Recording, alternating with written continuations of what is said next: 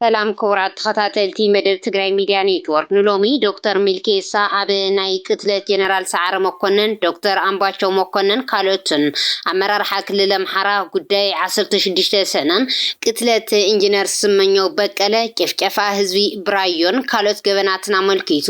ዘቃልዑም ሓበሬታታት ሒዝናልኩም መጺና ኣለና ንኽትከታተልዎ ድማ ብኽብሪ ንዕድም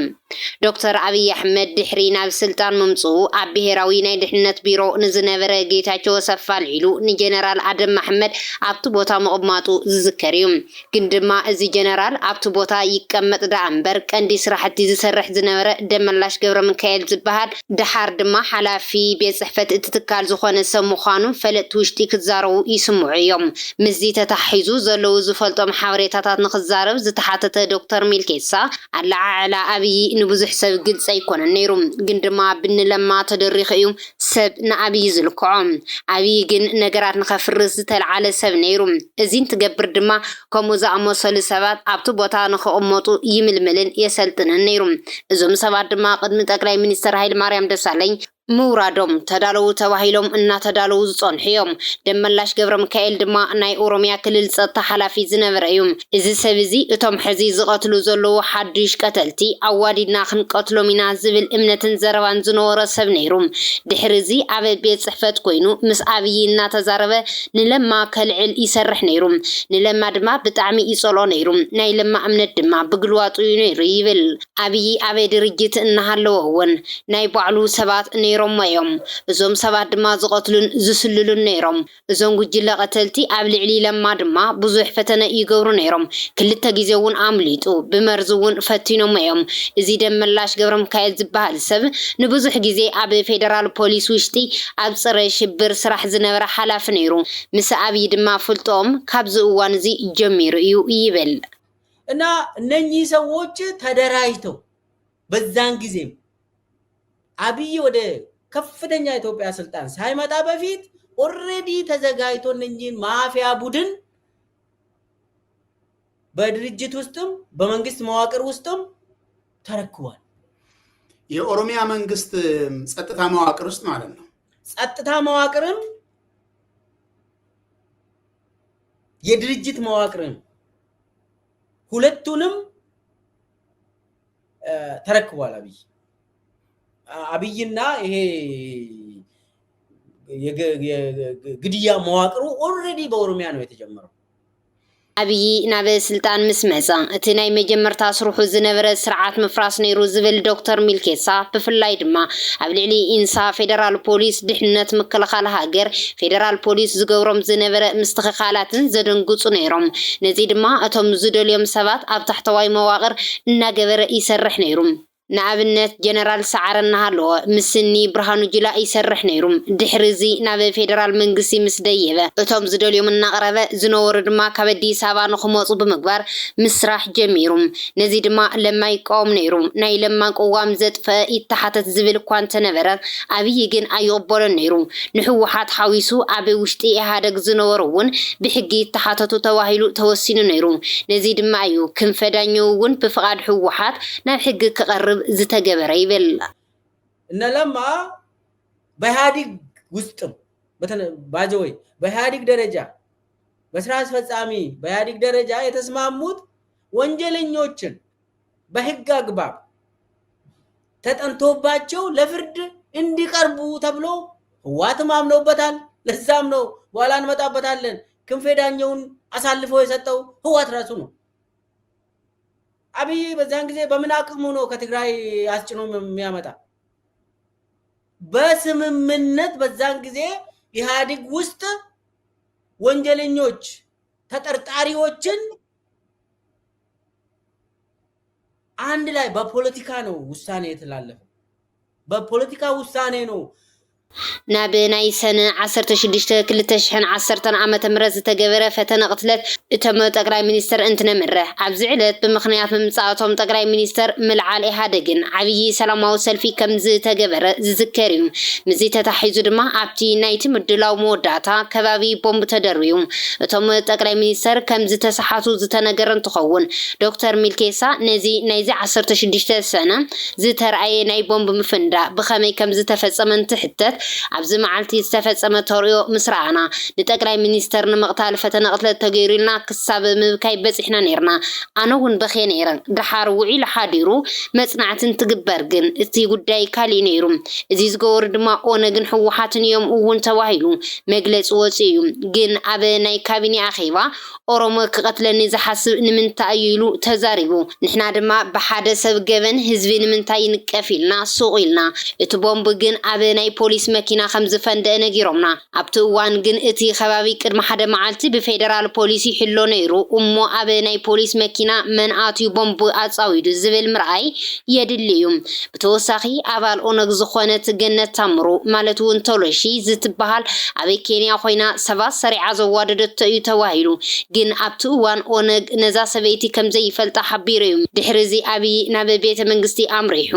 የቀንጅቦች እዮም እቲ ቦምቢ ኣፈንዲኦምዎ ክቐትሉኒ ይፈትኖም ኢሉ ናብ ኦሮሚያን ትኸይድ ድማ ኦነግ ፈተነ ቅትለት ገይሩለይ ይብል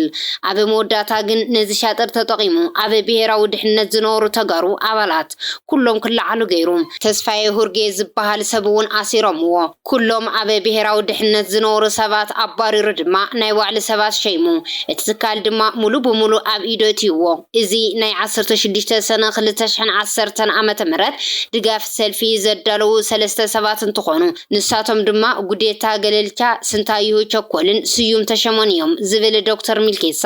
እቶም ብዝለዓለ ደረጃ እቲ ምድላው ዘዳለው ሰባት ማለት እውን ብፖለቲካ በአቅርቦትን ሎጂስቲክን ወዘተ ድማ ሽመልስ አብዲሳን አዲሱ አረጋን እዮም ይብል በፊት ሁለተኛ ረድፍ ላይ የተቀመጡ በፊት ቅድም የተናገርናቸው ሰዎች እነ ደመላሻው ወደፊት ነው የሚመጡት በዚህ ምክንያት አይደለም ቀጥል እነ ደመላሽ ወደ ከፍተኛ አመራርነት ከዛ ቀጥሎ ግን ማአት መዋቅር አለ የብሔራዊ ደህንነት መዋቅር በጣም ሰፊ ነው እሱን ተረከበ ማለት ነው በራሱ ሰው የራሱ ሰው ተረከበ ሙሉ ከላይ እስከ ታች እንግዲህ ይሄ ነገር ዋናው ጎሉ መጥቷል ነገር ግን ትንሽ ወደ ኋላ መለስ ብዬ እንዴት ነው ይሄ ሰልፍ የተካሄደው ለምንስ አስፈለገ ማን ነው ኢኒሼት ያደረገ ምለውን ነገር ተቀስ ማድረግ አስፈላጊ ነው ይሄ የድጋፍ ሰልፍ ነው አብይን እንደግፍ ተብሎ ድጋፍ ሰልፍ ሰዎች ናቸው ሰልፉን በፖለቲካ በሎጂስቲክስ በገንዘብ even በመፈክሮችን ሁሉ መምረጥና ፕሪንት በማድረግ በበላይነት ሁለት ሰዎች ናቸው ሲመሩ የነበሩት ይሄንን አቋል አዲሱ አረጋና ሽመልስ አብዲሳ ናቸው በበላይነት የድጋፍ ሰልፉን በፖለቲካ ደረጃ የሚመሩት ከኦሮሚያ ሽመልስ አብዲሳና አዲሱ አረጋ ናቸው ኣነ ከምቲ ዝበልክዎ እቲ ተርእዮ ብጣዕሚ ኣሰንቢድኒ ንኽበኪ ገይሩንን እንተነበረ እኳ ዝብል ዶክተር ሚልኬሳ ድሓር ግና እቲ ዝተገበረ ቦምብ ናይ ምፍንዳእ ከይዲ ብባዕሉ በቲ ጠቅላይ ሚኒስተር ኣብይ ኣሕመድ ዝተቐናበረ ምዃኑ በፂሐሉ ኤፍቢኣይ ኣብቲ ቦታ ተረኺቡ ነቲ ኩነታት ብዘፅንዖ መሰረት እውን ምንም ዓይነት መረዳእታ ከም ዘይረኸበን ምንም ዓይነት ነቲ ወንጀል ናይ ዝፈፀሙ ዓሸራ ከም ዘይረኸበን ሓቢሩ ይብል ዶክተር ሚልኬሳ የግድያ ሙከራ ነው ብዬ በኋላ ግን ስናጣራ የግድያ ሙከራ አይደለም ይሄ በጣም የተቀናጀ ግብ ያለው የተቀነባበረ በአብይ ራሱ ግድያ እንትን በመዋቅሩ የተደራጀ እንትን መሆኑን በኋላ ስንረዳ አንደኛ ኤፍቢአይ ዛይዶ መርምሯል ምንም አይነት የጠቅላይ ሚኒስቴሩን የመግደል ሙከራ አልተደረገም የተያዙትም ሰዎች አሻራቸው እዛ የተገኘ ነገር ምንም የሚገናኝ አይደለም የሚል ውጤት ነው እነሱ የመለሱት አሁን የቦምብ ፍንዳታውን ሳናጠቃልል ኩሉ ህዝቢ ኢትዮጵያ ግን ምስቲ ዝነበረ ናይ ፖለቲካ ኩነታት ነቲ ጠቅላይ ሚኒስተር ተቆርቂሮን ሓዚኑን ብምንባሩ እቲ ኩነታት ብዝግባእ ከይተረድኦ ንኽሓልፍ ተገዲዱን ብድሕሪኡ ድማ ዝለዓለ ቦታ ንኽወሃቦ እዚ ተርእዮ ተጠቒሙሉ እዩ ብተወሳኺ እዚ ድሕሪ ምዃኑ ስዒቡ ነቲ ናይ ኢህኣደግ ትካላት ስለ ዘፍረሶን ምንም ተፃብኦ ስለ ዘይወፅሖን በቲ ህዝቢ ናይ 27 ዓመታት ሴራ ዝበጠሰ መራሒ ተባሂሉ ንኽውደስ ኮይኑ እዩ ይብል አብይ ህዝቢ ናይ ምክፍፋል ሴራ ከም ዝፈቱ ዝፈልጥና እውን ኣብዚ እዋን ነይሩ ዝብል ዶክተር ሚልኬሳ ምስታ መዋደዲት ዝገበን ኢሉ ዝጠቐሳ ኣባል ኦነግ ዝኾነት ተሎሺ ዝተባሃለት ሰበይቲ ኣተሓሒዙ ንመላእ ህዝቢ ኦሮሞ ምውቃሱ ምስቲ ንሕወሓት ዝወቐሰ ድማ ድሕሪ ዝመዓልቲ እዚ እዩ ኣብ ልዕሊ ክልቲኦም ህዝብታት ኩናት ንኽእወጅ ዝገበረ ተጋሩ እናሃደነ ዝኣስር ዝነበረ ድማ ድሕሪ ዝመዓልቲ እዚ እዩ ድሕሪ ዝመዓልቲ እዚ ድማ ኢትዮጵያ ኣብ ኢድ ቀተልትን ጨወይትን ወዲቓ ይብል ናብ ኩነታት ቅትለት ኢንጂነር ስመኘው በቀለ እንትንሰግር ድማ ከምቲ ዝፍለጥ ኢንጂነር ስመኘው በቀለ ቀትርን ለይትን ደኺመን ተይበለ ጭሕመይ መሊኤ ዝስተኻኸል ኣባይ ግድብ ምስ ፈጸምኩ እየ ክሳብ ምባል ዝበፅሐ ፃዕራም ኢንጂነር ምዃኑ ዝዝከር እዩ ኣብይ ኣሕመድ ናብ ስልጣን ምስ መፀ ድማ እዚ ኢንጂነር ቀንዲ ሓላፊኡ ኣብይ ኣሕመድ ኮነ ዶክተር ሚልኬሳ ብዝኾነ ርክብ ኣብይን ስመኘውን እንትዛረብ ኣብይ ናብ ስልጣን ምስ መፀ ምስ ሰበ ስልጣናትን ጀነራላትን ይባስ ከም ዝነበረ ዝፈልጥ እዮም ድሕርዚ እቲ ናይ ኣባይ ግድብ ዝሰርሖ ዝነበረ ትካል ሜቴክ ብምንባሩ ኣባይ ዘይንግድቦ ኢሉ ሓሳብ ዘምፀእ እውን እዚ ኢንጂነር እዩ ንመለስ ድማ ኣማኺርዎ መለስ ድማ ኢንጂነሩም የኛ ገንዘቡም የኛ ብምባል ተዛሪቡ እቲ ግድብ ንኽጅመር ኮይኑ ይብል ኣብይ መለስ ስለ ዝሞተን እቶም ቀንዲ መራሕቲ ሕወሓት ድማ ስለ ዘባረረን ግድብ ኣባይ ዝፅዋዕ በቲ ኢንጂነር ምዃኑ ምስ ፈለጠ ነዚ ኢንጂነር ንምቕታል ዝወሰነ ብዝመስል መልክዑ እቲ ኢንጂነር ቅድሚ ምማቱ ቅድሚ 3 ሰሙን ናብቲ ቦታ ብምምራሕ ኩልኹም ለያዊኹም ገንዘብ ዝግድብ በሊዕኹም ወዲኹም ኢኹም ኢሉ ኣብ ቅድሚቲ ኢንጂነር ተዛሪቡ እቲ ኢንጂነር ድማ ኣነ ንዓደይ ኢትዮጵያ ኢለየ ኣብዚ በረኻ ዝንከራታት ዘለኹ ንኹሉ ሓዊስካ ለያዊ ምባል ጽቡቕ ኣይኮነን ኢልዎ ወሲኹ ሒሳብ ይገበር ሞ ገበን ዝፈጸመ ናብ ሕጊ ይቕረብ ኢልዎ ብድሕሪኡ ኣብ መንጎ ኣብይ ኣሕመድን ኢንጂነርን ቅርሕንቲ ተፈጢሩ ናብ ሚድያታት እናቐረበ ድማ በቲ ኢንጂነር ዝቐርብ ዝነበረ ናይ ስራሕ ከይዲ እቲ ግድብ ክቃወሙን ትክክል ኣይኮነን ክብልን ጀመረ እቲ ባእሲ ድማ ናይ ሌጋሲ ጉዳይ ኮይኑ እንትመውት ሓደ ግዜ ተቐቲሉ ተዋሂሉ ካልኣይ ድማ ንዋዕሎ ጥፊኡ ኢሎሞ ቀንዲ ድልየት ኣብይ ኣሕመድ ናይዚ ኢንጂነር ስም ካብቲ ግድብ ምጥፋእ ስለ ዝነበረ ድሕሪ ሞት እዚ ኢንጂነር እውን ነቲ ግድብ ዝሰርሕ ዘሎ ኢንጂነር መን ምዃኑ ኣይፍለጥን ምክንያቱ ኣብይ ኣብቲ ግድብ ናቲ 10 ጥራሕ ክህሉ ስለ ዝደሊ ካልኣይ ብናቱ ሞት ተጠቒሙ ንናይ ሚቴክ ሓለፍቲ ክሕዝ ስለ ዝደሊ ንኣብነት ክንፈዳኘው ክብል ጠቒሱ የለም አታውቅም ማንም ሰው ለምን ኢንጂነር ስመኘው ቢቀጥል ኑሮ የታላቁ የህዳሴ ግድብ ባለቤት ሆኖ ነው የሚቀርበው አሁን ግን የታላቁ የህዳሴ ግድብ ባለቤት ማን ነው አብይ አህመድ ብቻው ምንም አይነት ኢንጂነር የለም ምንም አይነት ቦርድ ምንም አይነት ኤቭሪቲንግ እሱ ስለዚህ ይሄንን የሌጋሲ የክሬዲት ዋናው እሱ አካባቢ ነው ያለ ሁለተኛው ግን ከመጀመሪያው ምክንያት ጋር የሚያያዝ አልተሰራም ሌቦች ናችሁ ሲባል ማን ነው ሌባ ምንድነው የሚከሰተው ሌቦቹ ላይ ሌቦቹ ይባረራሉ ወይ ይታሰራሉ ስመኘውን ካልገደልክ የቲፒኤልኤፍ ጋር አሶሺየትድ የሆኑ ጀነራሎችን አታስሩ ካልገደልኩ እሱም ግድያ ተከትሎ ክንፈዳኘው ታሰረ እና ይቀጥላል ከዛ በኋላ ስለዚህ አንዱ የሌጋሲ ጉዳይ ነው ይሄ አሁን ህዳሴ ግድቡ ምን ላይ ነው ያለው በኋላ ትንሽ በጨረፍታ እናወራለን ነገር ግን በሁለተኛ ምክንያት ቅድም የጠየከኝን ጥያቄ ልመልስ እኔ የካቢኔ አባል ሁኜ ኢንጂነር ኣበ ዝሞተሉ መዓልቲ ገና ድማ ዕላዊ እንተይተገበረ እናሃለወ ንግሆ ኣኼባ ተፀዊዕና ኣብታ ኣኼባ ድማ ኢንጂነር ስመኘው ሞይቱ እዩ ቀታሊ ድማ ባዕሉ እዩ ምክንያቱ ድማ ኣበ ሙስና ስለ ዝኣተወ ኣብ ቅድሚ ህዝቢ ድማ ክቐርብ ስለ ዝሓፈረ ብምባል እቲ ኣኼባ ዝፀውዕና ካሶንጎፌ ዝበሃል ሰብ ነጊሩና ይብል ዶክተር ሚልኬሳ እዚ ዝተነገረና ድማ ቀዲምና ባዕሉ ጥፊኡ ዝብል ፕሮፓጋንዳ ንክነዝሕ ተሓሲቡ እዩ ወሲኹ እዚ ሰብ ብሙስና ምክንያት ኢንጂነር ስመኘው ምስ ኣብይ ተዋይሲ እዩ ክልተ ሰለስተ ግዜ ድማ ተራኺቦም ተጨቃጭቆም እዮም ናይ ኢንጂነር ቁዋም ግን ሙስና ዝሰርሐ እንተሃልዩ ይፃረ ብሕጊ ድማ ይጠየቕ ዝብል ነይሩ እዚ ዝወለ ድማ ቅድሚ ምማቱ ቅድሚ ሓደ መዓልቲ ነይሩ ኢንጂነር ዝተቐተለ ድማ ነዚ ጨቅጨቅ ሲዒቡ እዩ ይብል ኢንጂነሩ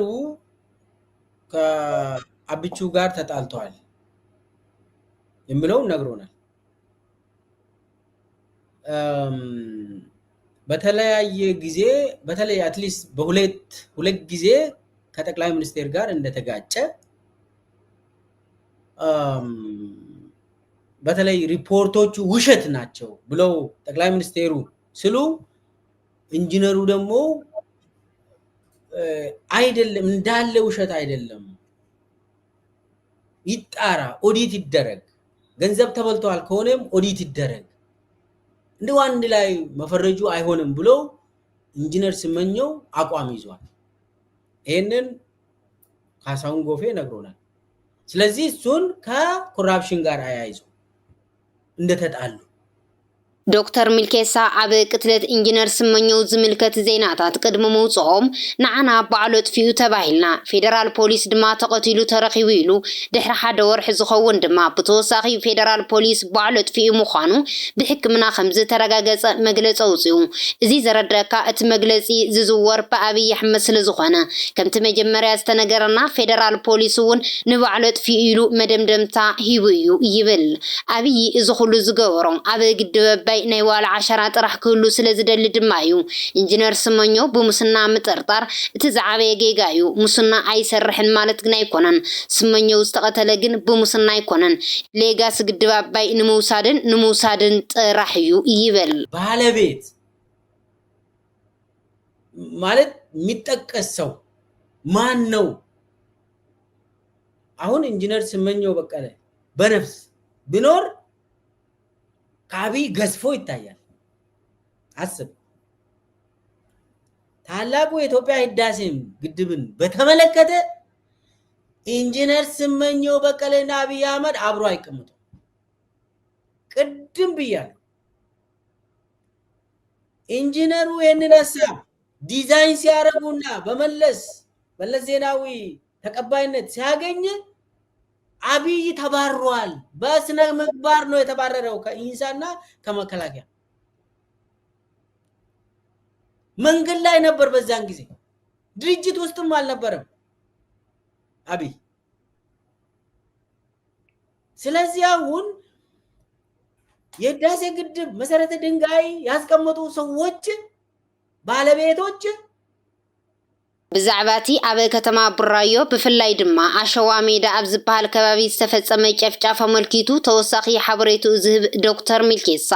እቲ ኣብ ቡራዮ ዝተፈጠረ ጭፍጨፋ ቀንዲ ፈጸምቱ ናይ ፌደራል መንግስቲ ጸጥታ መስሪያ ቤት ቢሮ ድሕንነትን ናይ ቡራዮ ጸጥታ ቢሮን እዮም እዞም ኣብያተ ዕዮ ግን ናይ መንግስቲ ኣብያተ ዕዮ ምዃኖም እናተፈለጠ ምስ ግለሰባት ጎንፂ ተፈጢሩ ብዝብል እንትሕለፍ ከምዚ ዝተዋደደ ስራሕ እንትስራሕ መከላኸሊ ሃገር እናሃለወ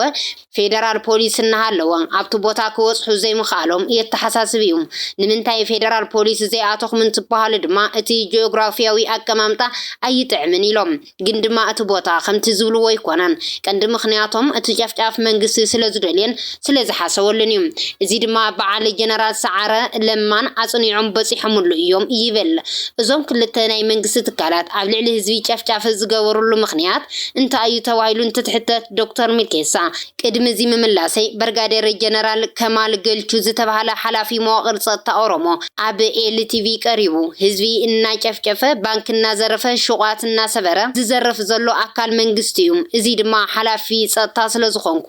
መረዳእታ ኣለኒ ኢሉ ኣቕሪቡ የኦሮሚያ ክልላዊ መንግስት ጸጥታ ዘርፍ ቢሮ ኃላፊ ሆኖ የተሾመው ከዛ ከመስከረም 2018 በኋላ የተሾመው ከማል ገልቹ የሚባል የጸጥታ ዘርፍ ኃላፊ ከዛም በፊት ተቃዋሚ ነበር ከማል ገልቹ ተሾሞ ከጥቂት ጊዜ በኋላ ሪፖርትን አዘጋጅቶ ለካቢኔዎቹም ብሪፍ አደረገ ለሚዲያም ተናግሮ ነበር በዛን ጊዜ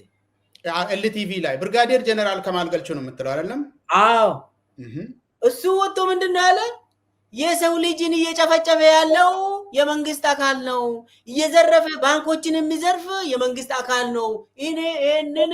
እኔ የጸጥታ ዘርፍ ኃላፊ ስለሆንኩኝ አይቻለው ይሄው ብሎ መረጃ አቀረበ በዛን ጊዜ እንግዲህ አስተዋውሳለሁ ብድሕሪዚ ኣባገዳታት ኦሮሞ ተረሽኖም መንግስቲ ድማ ሸኒ እዩ ኢሉ ድሕሪዚ ግን ህዝቢ ኦሮሚያ እናብርሃሉ መፅዮም ኣብ ገዳማት እናኣተወ ቀሻውሽቲ ዝቐትል መንግስቲ ምዃኑ ድማ በሪህሉ ይብል እዞም ኣካላት መንግስቲ ንምንታይ ከምዚኦም ዓይነት ገበናት ይፍጽሙና በዝብል ሕቱ እንትንምለስ ድማ ናይ ኦሮሞ ህዝቢ ንምጽልእላእን ብኩሉ ህዝብታት ንኽውገዝ ንምግባር ካልኣይ መንእሰያት ኦሮሞ ቀተልቲ እዮም ንምባል ኩናት ንኽልዓል ንምግባርን እዮም እቶም ብቕልጡፍ ዝነቕሑ መናእሰያት ግን አብይ ዝፈለጦ መናእሰያት ናብ በረኻ ወጽዮም ይብል የስም ማጥፋት ጦርነት ከዛም ሙሉ ጦርነት ኦሮሚያ ላይ ታወጀ አንዱ ስለዚህ የኦሮሞ ወጣቶች ክፉ ናቸው የሚለውን ስዕል ሰጠ ኦሮሞ ህዝቡን ክፉ ነው የሚል ስም ተሰጠ ሌላው ስለዚህ አሁን ምንድነው ህዝቦች አብሮ እንዳይኖሩ አደረገ ለማድረግ ነው እንግዲህ ዋናው እንትኑ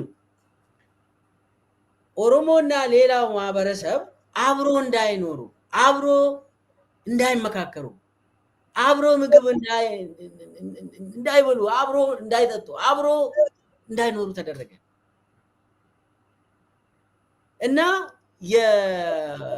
በውስጡ በኩል ደግሞ የኦሮሞ ህዝብ እንዲከፋፈል ተደረገ ግን ድማ አብይ ባዕሉ ወደ ኦሮሞ እናሃለወ ንምንታይ ከምዚ ይገብር ተተባሂሉ አብይ ሕተ ህዝቢ ኦሮሞ ንጎን ገዲፉ ድልዮቱ ናይ ባዕሉ ናይ ፖለቲካ ሕልሚ ምስኻዕ ዝደሊ እምበር ሕቶ ህዝቢ ኦሮሞ ሕቶ ዲሞክራሲ ፍትሓዊ ተጠቃምነትን ዕብየትን እዩ ነይሩም አብይ ግን ናይ ሕንፍሽፍሽ ስርዓት ፈጢሩ ህዝቢ ምስ ህዝቢ ንኽባኣስ እናገበረ ምጽናሕ ዝደሊ ህዝቢ ኦሮሞ ግን አብይ ካብ ዝመጽ ጀሚሩ ክጥቀም ሲትረፍ ኩሉ ምንቅስቃሳት መንግስቲ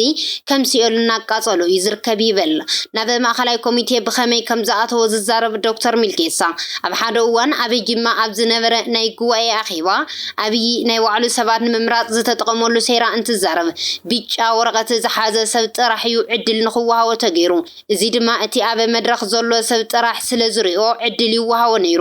ኣብ ማእኸል ለማ መጺኡ ምስ ኣብይ ኮፍ ኢሉ ኢዶ ውፅኡ ዕድል ተዋሂብዎ ንዓይ ድማ መሪጽኒ ድምፂ ረኺበ እዚ ግን ናይ ኣጋጣሚ ጉዳይ እዩ ይብል እጅ የሚያወጡት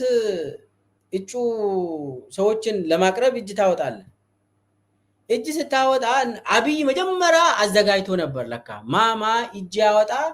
የማ እጅ ነው የሆነ እጩዎችን ማን እንደሚጠቁም ኦሬዲ ተስማምቶ ነው የገቡት ይሄንን አናቅምኛ ከዛ የሆነች ወረቀት ነገር አለች እንደ ወረቀት ነገር በእንትናቸው በመዳፋቸው ውስጥ እንደዚህ አድርገ እጅን ታወጣለ አይታየም እንደዚህ እጅን ታወጣለ እጅን እንደዚህ ስታወጣ ከኋላ ያለው ሰው ወረቀቱን አይ መድረክ ላይ ያለው ሰው እቺን ቢጫ ወረቀት ነው የሰጡት እጅም ለሚያወጡ ሰዎች ያቺን ቢጫ ወረቀት እንደዚህ በመዳፊ ውስጥ አድርገ እንደዚህ እጅ ታወጣለ መድረክ ላይ ያለው ሰው ለቢጫዎቹ ብቻ ነው የሚሰጠው ምስኪኑ ህዝብ እጅ አውጥቶ መዳሙ ባዶ ስለሆነ አይሰጠው ከዛ አብይ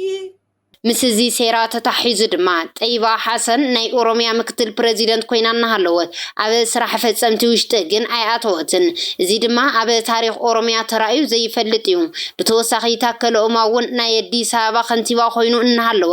ኣብ ኦዲፒ ስራሕ ፈጻሚ ከይኸውን ተገይሮም እዚ ዝገበሩ ድማ ናይ ማፍያታት ጉጅለን ምእካብ ብምሕሳዎም እዩ ይብል ስራ አስፈጻሚ ውስጥ አልገባች በኦሮሚያ ታሪክ የኦሮሚያ ምክትል ፕሬዝዳንት ሆነ የድርጅት ስራ አስፈጻሚ አካል መሆን አለበት ይህ የግድ ነው በኦሮሚያ ታሪክ ግን ማፊያ ቡድን እዛ ሲደራጅ የገዳይ ቡድን እዛ ሲደራጅ ጣይባን ከዛ አውጡ ታከለ ኡማም ከንቲባ የአዲስ አበባ ከንቲባ ሆነው ኦዲፒ ስራ አስፈጻሚ ውስጥ እንዳይገባ ተደረገ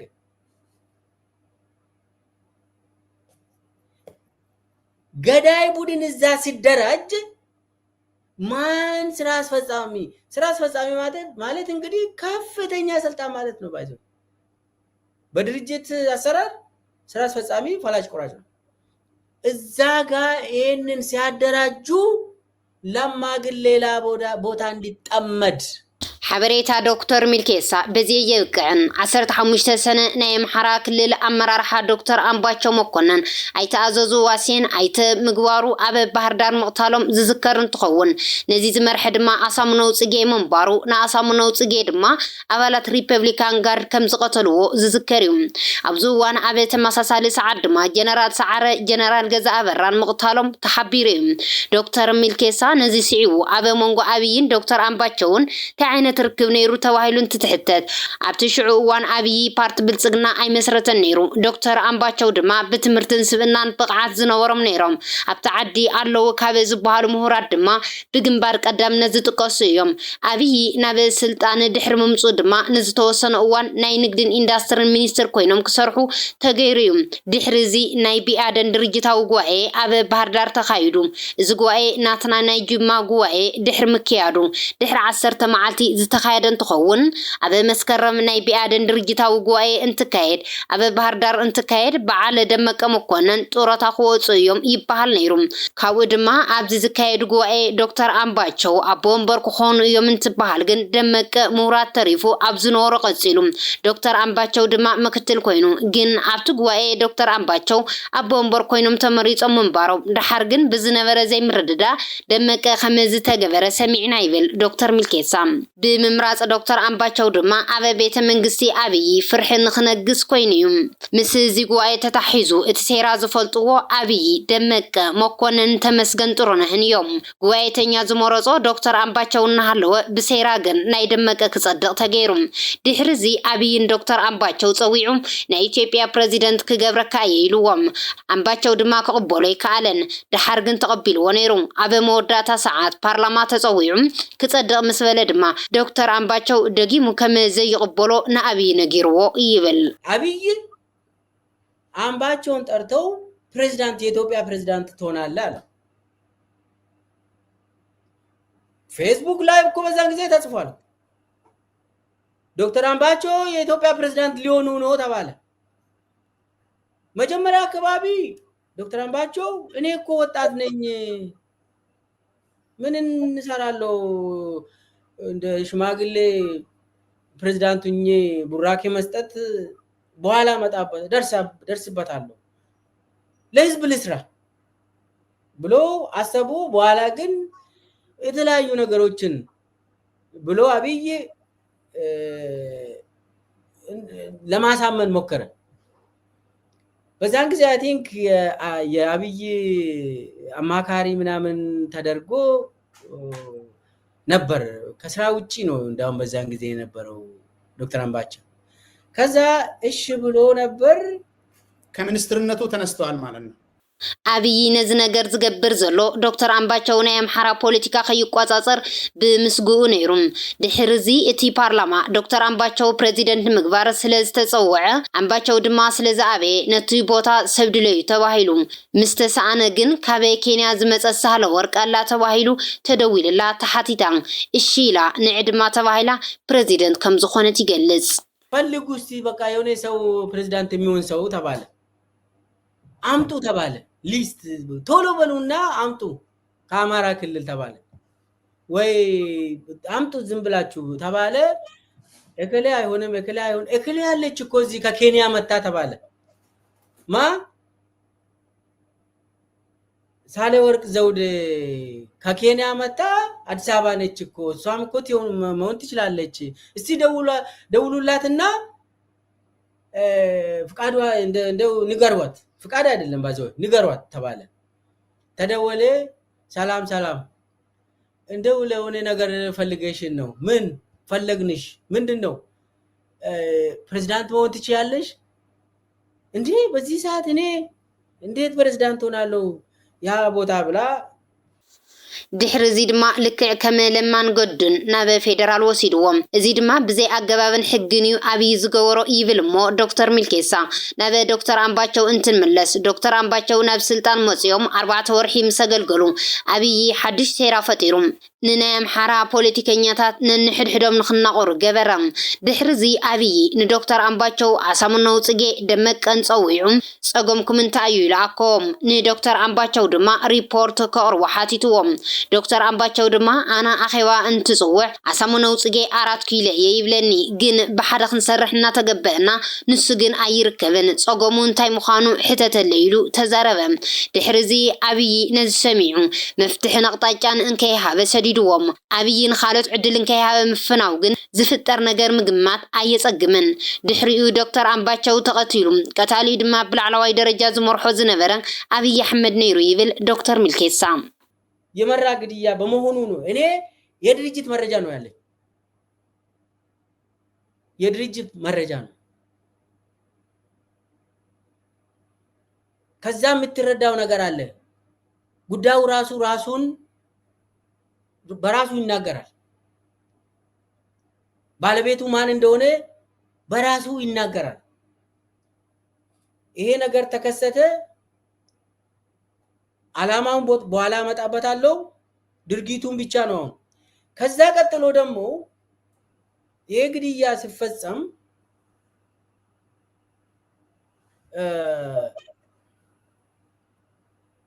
ሁላችንም ምናስታውስ ነው አብይ በአማራ ክልል በአማራ ቲቪ ነው መግለጫ የሰጠው በኢቲቪ አይደለም በፋና አይደለም በዋልታ አይደለም በአማራ ቴሌቪዥን ነው መግለጫ የሰጠው አብይ ሬንጀር ለብሶ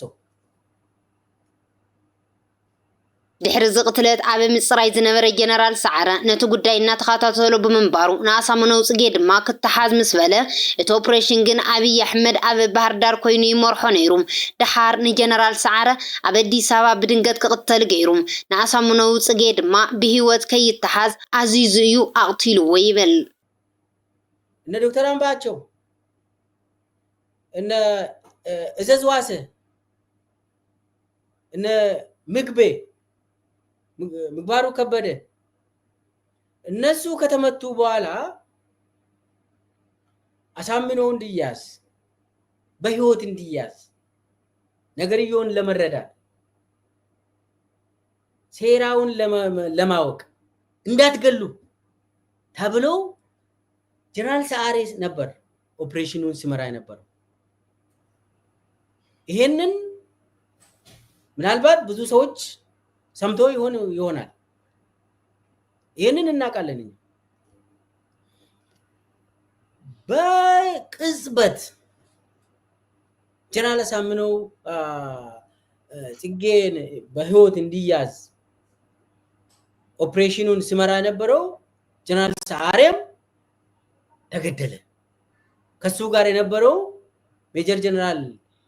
ገዛኢ አበራም ተገደለ ዘን ኦፕሬሽኑን በቀጥታ የመራ አብይ አህመድ ነው አብይ አህመድ ደግሞ በህይወት እንዳይያዝ አለ ጀነራል አሳምነው ጽጌ በህይወት እንዳይያዝ ትእዛዝ ሰጠ ሪፐብሊካን ጋርዶች ናቸው ጀነራል አሳምነው ጽጌ ባጃጅ ውስጥ ከያዙ በኋላ ይዞ እስር ቤት መውሰድ እየቻሉ እዛው ጨርሱ ተባለ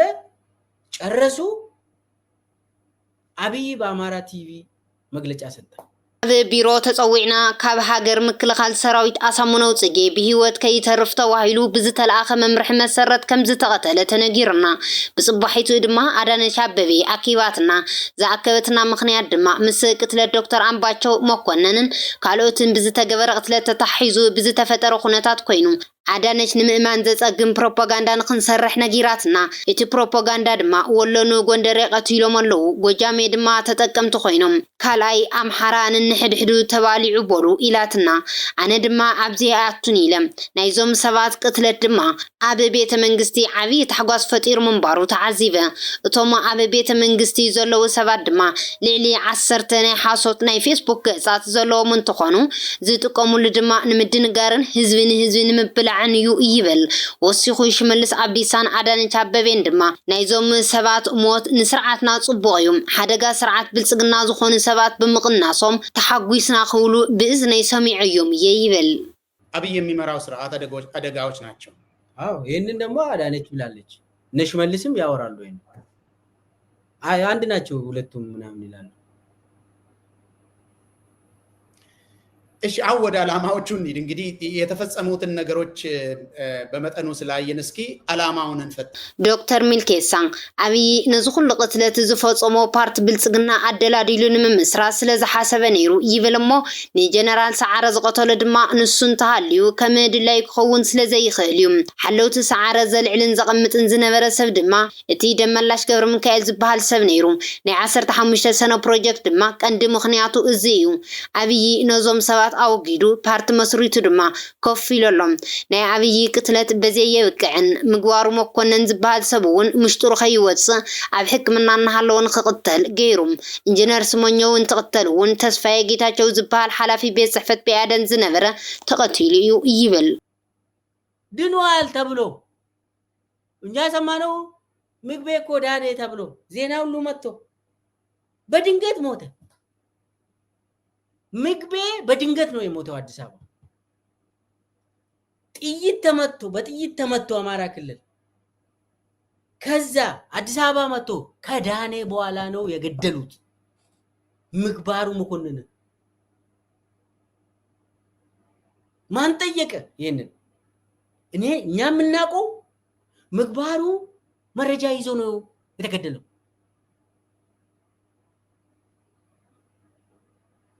እነ ምግባሩ በነገራችን ላይ ምግባሩ ብቻ ሳይሆን ኢንጂነር ስመኞ በተገደለበት ቀን ተስፋዬ ጌታቸው በጣም እኛ በዛን ጊዜ ስንሰማ ነበረው ተስፋዬ የሚባል የሚገርም ሰው ለአማራ ክልል ለኢትዮጵያ እንደ እንትን ያዘጋጀ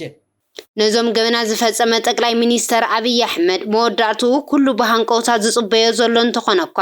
ሕዚ ግን መወዳእታ ናይዚ ጠቅላይ ሚኒስተር ዝኣኸለ ይመስል ምኽንያቱ እውን ካብ አዲስ አበባ ወፃኢ ዝቆጻጸሮ ክልል ዘየለ ስለዝኾነ ኣብ ጫፍ ገደል ከም ዘሎ ንምግንዛብ ኣይኸብድን ክቡራት ተኸታተልቲ ትግራይ ሚድያ ኔትወርክ ነሳዕ ዘዳለናልኩም እዋናዊ ዛዕባ ነዚ ይመስል ነይሩ ንምክትታልኩም ካብ ልቢ ነመስግን